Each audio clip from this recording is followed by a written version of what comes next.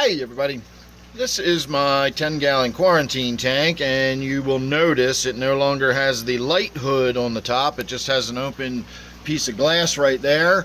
So the reason it doesn't have a light hood on the top is because I took it off.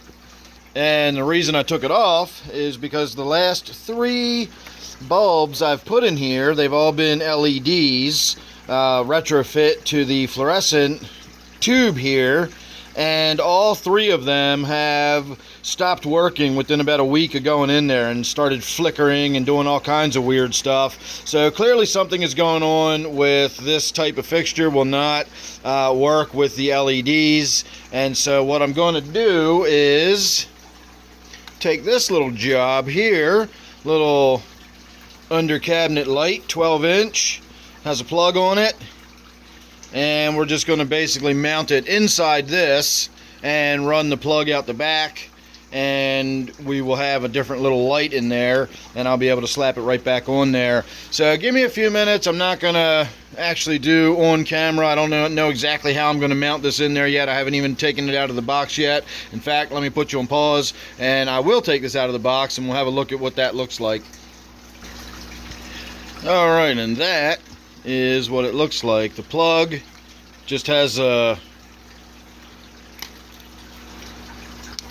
goes in there, no biggie, and it is completely flat on this side, and we have a nice flat surface right there. So I think we're going to be able to get away with something as simple as some double-sided tape and just put that in there like that. Maybe some glue, who cares, it's just going to be in there, doesn't really matter. But it also does come with this little mounting bracket for being an under cabinet mount, so I might be able to screw that in there somewhere or whatever, but we'll see. I'll explain how I figured out how to do it once we have it done, and we'll see what it looks like actually on the tank.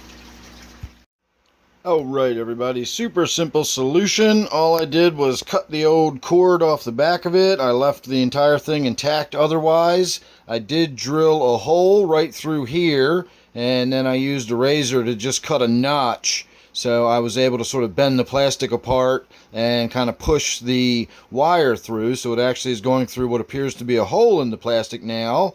But there is actually a slit right there that allowed me to get that thing through there, because the head right there is fairly large. I would have had to draw a pretty big hole to feed it through. So the little sort of invisible slit solved that problem. So we got the wire that runs through there now. The little light itself is just sort of glued in there. I ran a bead of silicone caulk along the back of it, stuck it on the bottom there. We're going to let it cure on there for a little while, maybe an hour, and then we're going to go put it over on the tank and see what it looks like. But it already does that, so pretty good idea of what it's going to look like on the tank. So has its own on-off switch now.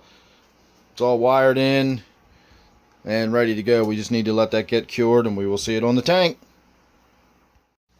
Alright everybody, we are pretty much done. The light switch for this tank is back here, but this is not what we'll normally be using. I just want to show you the before and after. So that's what it looks like now. And then that's what it looks like with the light turned on. So very much different, very much better. And now I just don't have to worry about it anymore.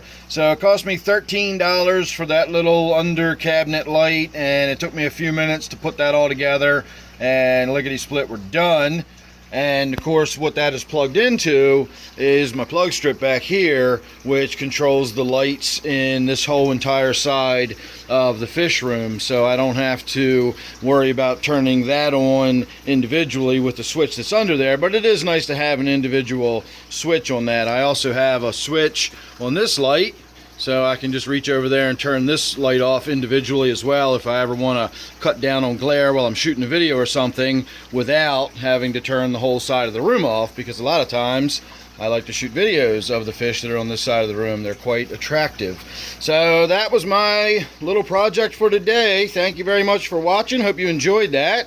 Make sure you're subscribed. Don't forget, I do live streams every Friday and Sunday. I've got memberships. I've got a Discord server. We got all kinds of good stuff going on. So make sure you're subscribed and you won't miss any of that. Thanks for watching this one. I'll see you real soon on the next one.